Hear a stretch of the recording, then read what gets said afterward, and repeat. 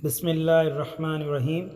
چاروں طرف سے رزق کی برسات ہوگی، چلتے پھرتے صرف 100 دفعہ یہ اسم اعظم پڑھ لیں، ہر تنگی ختم ہو جائے گی، ہر حاجت پوری ہو جائے گی انشاءاللہ تعالی۔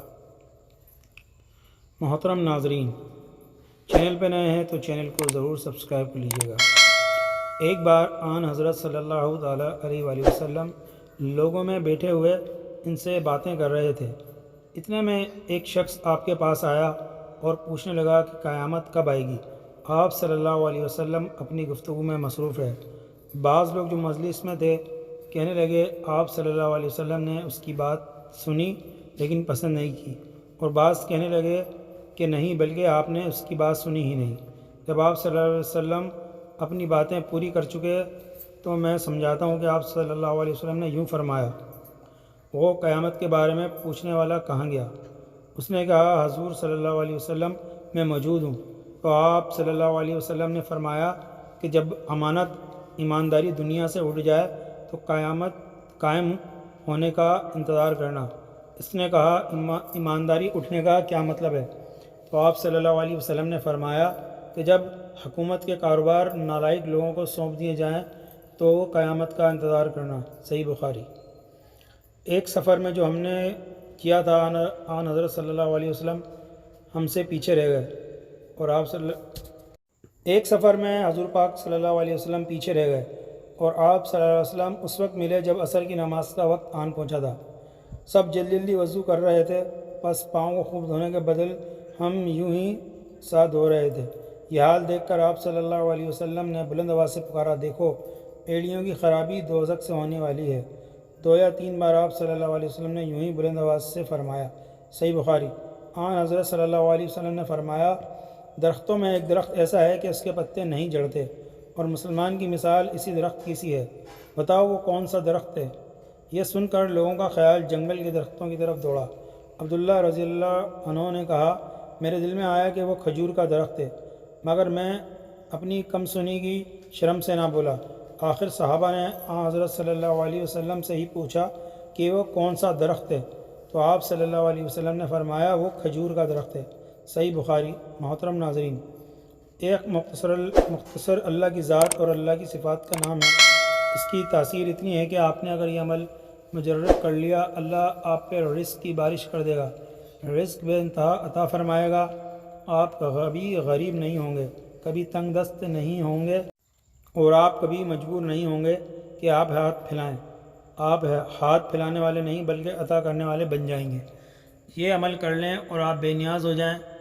غربت سے، تنگ دستی سے اللہ مالی طور پر اتنا آپ کو دے دے گا کہ مضبوط کر دے گا کہ رزق کبھی ختم نہیں ہوگا۔ ہر زندگی کی ضرورت پوری ہو جائے گی۔ آپ کو مکان، گاڑی، روٹی، کپڑا، ہر چیز جو آپ کو زندہ رہنے کے لیے چاہیے، وہ آکسیجن ہے، پانی ہے، وہ بھی آپ کو بہترین ملے گا۔ اللہ آپ کی ضرورت کا کفیل ہو جائے گا، اللہ آپ کا معاون ہو جائے گا، اللہ کی مدد آپ کے ساتھ ہو، اور رزق کی کمی آپ کو کبھی انشاءاللہ پیش نہیں آئے گی۔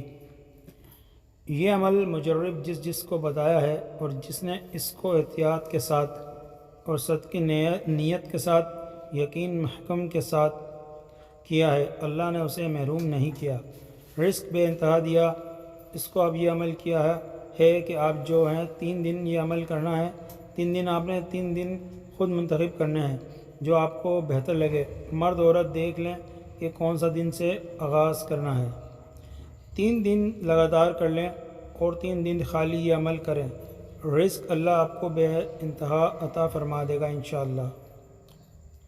ہم علم کو چھپاتے نہیں بلکہ تقسیم کرتے ہیں، یہ تقسیم کرنے سے بڑھتا ہے، اور یہ علم ایسا ہے جو اللہ کے فضل سے ہم نے ایک نئی وظائف کی دنیا میں تجدید کی ہے کہ لوگوں کو ان چیزوں سے نکال کے جن کی کوئی سن نہیں، قرآنی اعمال پہ لگانا شروع کیا۔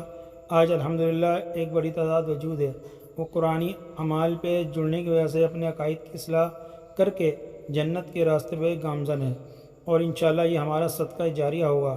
قیامت کے دن ہمارے لیے ذخیرہ آخرت ہوگا۔ اب مجرب عمل کیا ہے؟ آپ نے 3 دن لگاتار رات کسی بھی لمحے پڑھیں، یا اللہ یا غنیو، یا اللہ یا غنیو، آپ اس کو 100 بار پڑھیں اور روز پڑھ کے دعا کریں۔ انشاءاللہ 100 بار روز پڑھیں، 3 دن پڑھیں، پھر اس کا کمال دیکھیں۔ اللہ آپ کو رزق کی بارش فرما دے گا، بے انتہا رزق عطا فرما دے گا۔ رسول خدا صلی اللہ تعالیٰ علیہ وآلہ وسلم مسجد میں تشریف فرما تھے اور لوگ آپ صلی اللہ علیہ وسلم کے ارد گرد بیٹھے ہوئے تھے کہ 3 آدمی وہاں آئے۔ ان میں سے 2 رسول اللہ صلی اللہ علیہ وسلم کے سامنے پہنچ گئے اور ایک واپس چلا گیا۔ راوی کہتے ہیں کہ پھر وہ دونوں رسول اللہ صلی اللہ علیہ وسلم کے سامنے کھڑے ہو گئے۔ اس کے بعد ان میں سے ایک نے جب مجلس میں ایک جگہ کچھ گنجائش دیکھی تو وہاں بیٹھ گیا، اور دوسرا اہل مجلس کے پیچھے بیٹھ گیا، اور تیسرا جو تھا وہ لوٹ گیا۔ تو جب رسول اللہ صلی اللہ علیہ وسلم اپنی گفتگو سے فارغ ہوئے تو صحابہ رضی اللہ تعالیٰ عنہ سے فرمایا کہ کیا میں تمہیں 3 آدمیوں کے بارے میں نہ بتاؤں؟ تو سنو، ان میں سے ایک نے اللہ سے پناہ چاہی، اللہ نے اسے پناہ دی، اور دوسرے کو شرم آئی تو اللہ بھی اس سے شرمایا کہ اسے بھی بخش دیا، اور تیسرے شخص نے منہ موڑا تو اللہ نے بھی اس سے منہ موڑ لیا۔ سبحان اللہ۔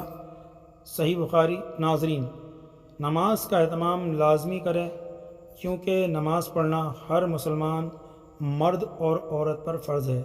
نماز ہمیں بے حیائی اور برائی سے روکتی ہے۔ اللہ تعالی ہم سب کو 5 وقت نماز باجماعت ادا کرنے کی توفیق عطا فرمائے۔ آمین ثم آمین۔ تمام حضرات کمنٹ باکس میں اللہ تعالیٰ کے 99 ناموں میں سے ایک نام ضرور ٹائپ کریں۔ چینل پہ نئے ہیں تو چینل کو ضرور سبسکرائب کر لیجیے گا۔ اللہ حافظ۔